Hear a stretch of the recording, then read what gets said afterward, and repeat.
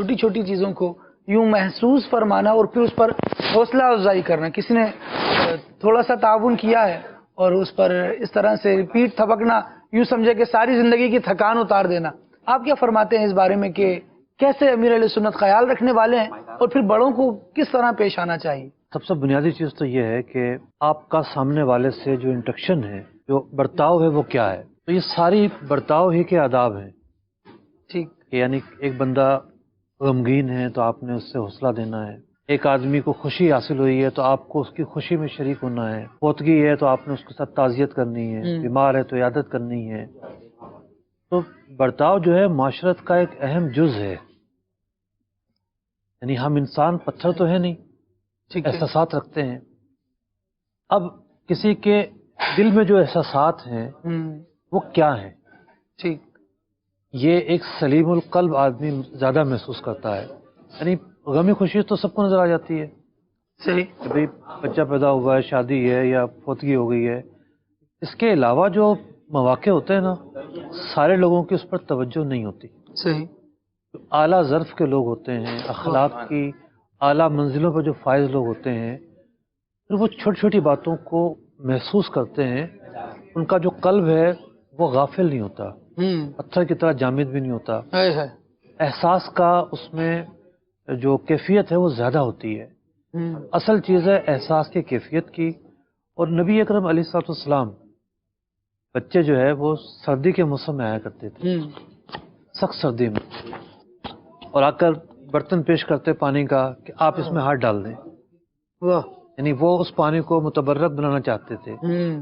پیارے آقا علیہ الصلوۃ والسلام سردی کے باوجود اس میں ہاتھ ڈالا کرتے. اللہ اللہ اللہ. یہ برتاؤ ہی کی ایک صورت ہے، کیونکہ ان کی خوشی ہوگی، ان کی جو ہے وہ خیر خواہی ہوگی، مومن کے دل میں خوشی داخل کرنا ہوگا. تو یوں نبی اکرم علیہ الصلوۃ والسلام سب سے زیادہ احساس کرنے والے ہیں. اسی بنا پر آپ کا جو لقب ہے، آپ کی جو صفت ہے وہ رحمت للعالمین ہے. رؤوف ہونا ہے، رحیم ہونا ہے، مومنین کے لیے حریص ہونا ہے. تو اصل یہ برتاؤ ہے. بعض لوگوں میں بے حسی بہت زیادہ ہوتی ہے، تو وہ سامنے والا کس کرب سے گزر رہا ہے یہ محسوس نہیں کر پاتے.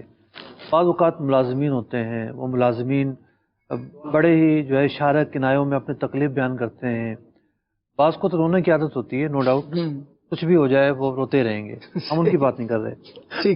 بعض ایسا ہوتا ہے کہ وہ اپنی کچھ تکلیف بیان کر رہے ہوتے ہیں اشاروں میں. ظاہر بات ایک عزت دار آدمی اشاروں میں بات بیان کرتا ہے، وہ اشاروں میں بات بیان کریں گے. یا کوئی اور آدمی ہے وہ اپنی پریشانی بیان کرے گا.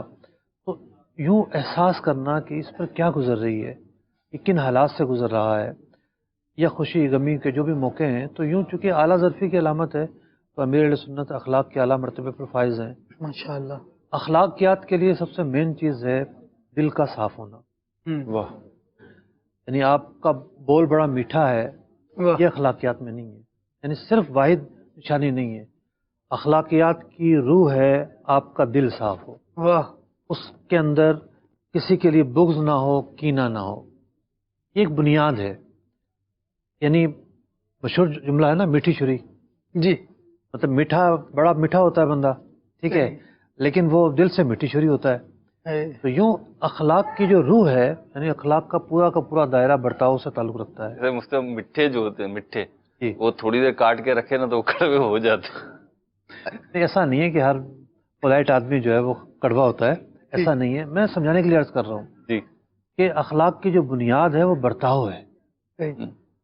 اخلاق کوئی ایسی صفت نہیں جو انفرادی ہو، اس کا تعلق غیروں سے ہے. متعدی صفت ہے یہ کہ جب کوئی موقع پیش آئے گا، کسی مسلمان کا معاملہ ہوگا، تو آپ کیسے رویہ کا مظاہرہ کرتے ہیں معاملہ ہے.